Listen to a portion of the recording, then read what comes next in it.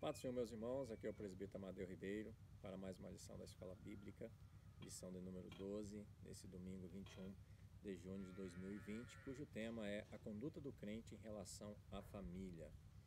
Nosso textuário está na carta que Paulo escreveu aos Efésios, capítulo 5, versículo 31, e já diz: por isso deixará o homem, seu pai e sua mãe, e se unirá à sua mulher, e serão dois numa carne.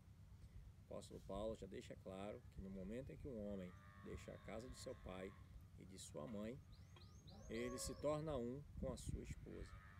A verdade prática diz que Deus estabeleceu o casamento monogâmico entre um homem e uma mulher, heterossexual e indissolúvel. O casamento, ele não pode dissolver em hipótese alguma, salvo quando um dos cônjuges morre, ou Jesus falou sobre o adultério, que foi permitido na carta, na lei de Moisés.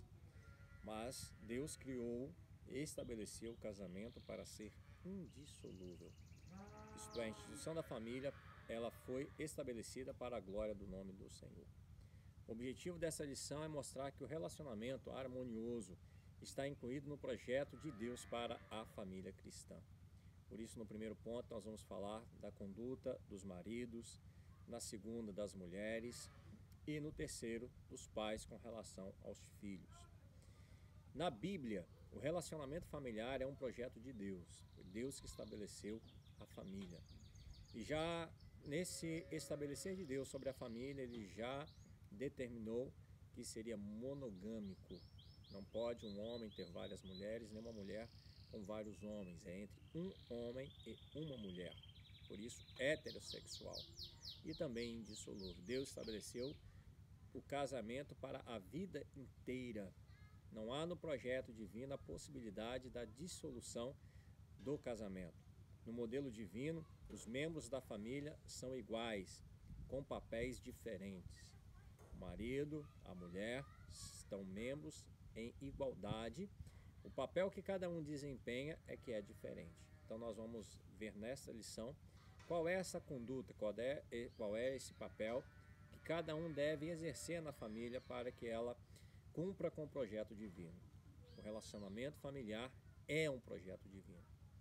Como é a conduta do crente? Como é a conduta do marido? O papel do marido é o de liderança da família. O marido, biblicamente, o seu papel é de liderar a família. Deus é a cabeça de Cristo, Cristo é a cabeça do homem, o homem é a cabeça da mulher. É isso que está escrito na palavra de Deus lá em Coríntios 11, 3. O modelo de relacionamento do casamento cristão é que o marido deve liderar a sua casa, do mesmo modo que Cristo lidera a igreja, visando o absoluto bem-estar. Quando Cristo lidera a igreja, ele quer proporcionar o melhor para a igreja.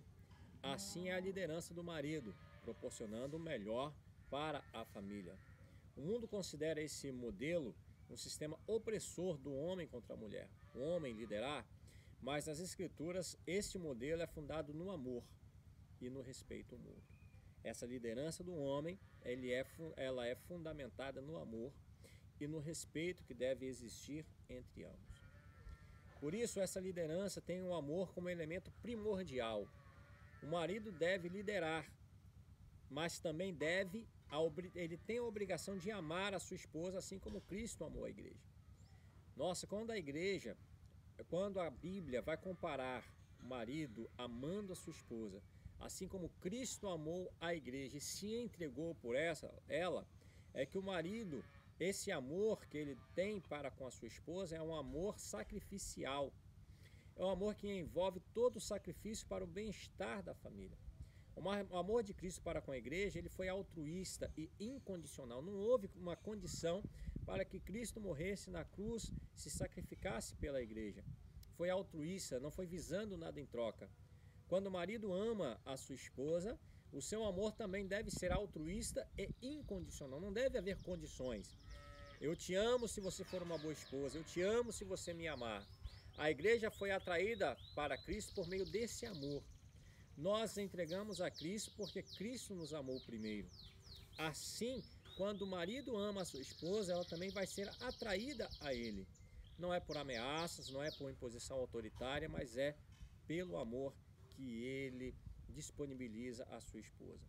Os maridos devem manter união e harmonia no lar, por meio do exercício do amor. Essa liderança, então, é baseada no amor. Essa liderança é baseada no cuidado. A esposa é parte do marido. Ela é uma só carne com ele. Quem ama a sua mulher, ama-se a si mesmo, diz a Bíblia.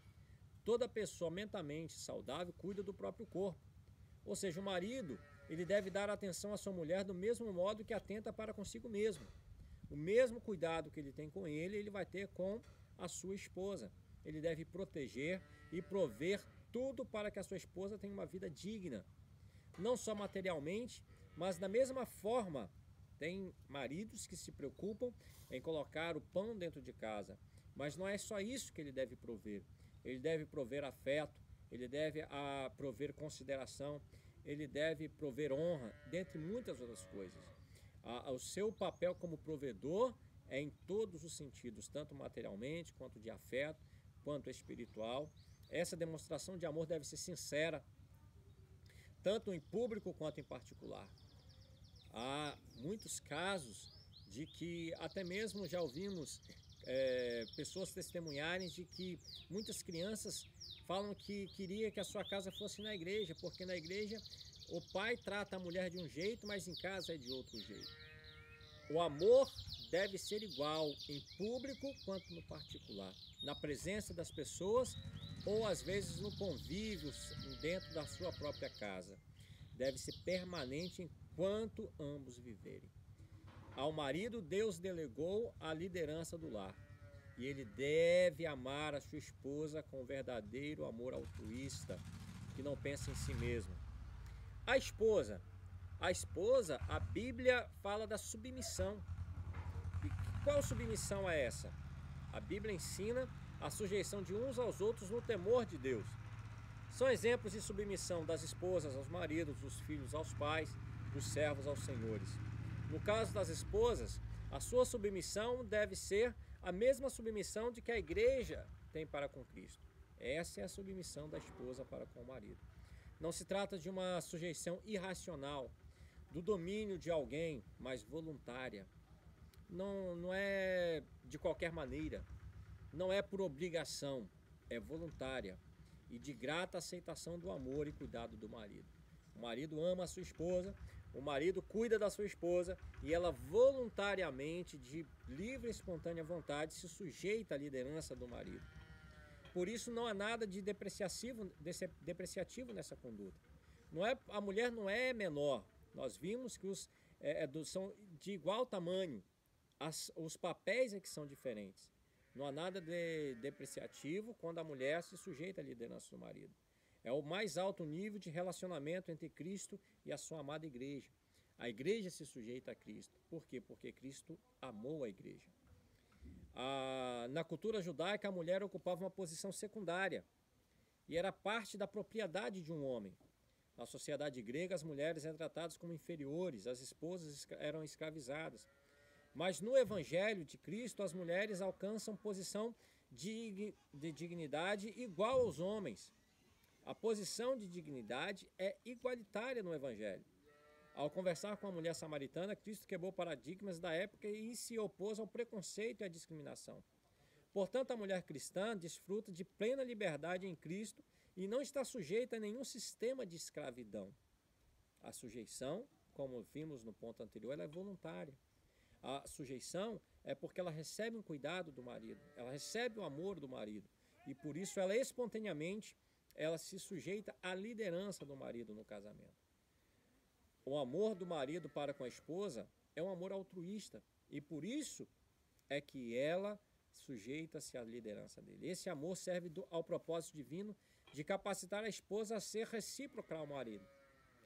O marido ama a sua esposa e a sua esposa ama o marido, porque o amor tem essa recíproca mútua. Às vezes exigimos algo do nosso cônjuge que não damos. Como exigir amor se não damos amor? Como exigir carinho se não damos carinho? Nós vimos que o amor serve para o propósito divino de capacitar a ambos a serem recíprocos, a terem troca. O homem que assim se porta coopera para que a esposa o reverencie. Às vezes isso não é exigido, às vezes a gente quer impor. Não existe imposição. O amor deve conduzir tudo, é o que aprendemos até aqui. A reverência que a esposa tem para com o marido consiste na estima e respeito que ela tem para com ele, como provedor. Às vezes o marido deixa faltar afeto, deixa faltar carinho. Às vezes ele se preocupa tanto com os bens materiais, com a despensa cheia, diz que eu não deixo faltar nada nessa casa, mas talvez deixe faltar o primordial, o amor, o carinho, a consideração. A reverência que a esposa vai dar ao marido é fruto da estima e respeito que o marido tem dentro de casa. Indica o sentimento que conduz a esposa a agir de modo a agradar o seu amado. A esposa, sabendo que ela tem em casa um marido amoroso, um marido provedor, um marido protetor, ela vai ser induzida a agir de modo a agradar a seu amado. Essa postura é demonstrada quando ela apoia e ajuda em sua tarefa de liderar. E o marido aceita essa ajuda. O marido não tem que liderar sozinho. Isso significa que a esposa participa das decisões em família. Ao homem que faz tudo, não vou aceitar a opinião da esposa. Não é assim. A conduta dirigida pelo amor, nessa conduta, a esposa participa das decisões em família. Porém, não procede como opositora, nem desautoriza a autoridade do seu marido. É muito comum o marido, às vezes, dar uma ordem aos filhos e, às vezes, a esposa não concordar e o desautorizar em público.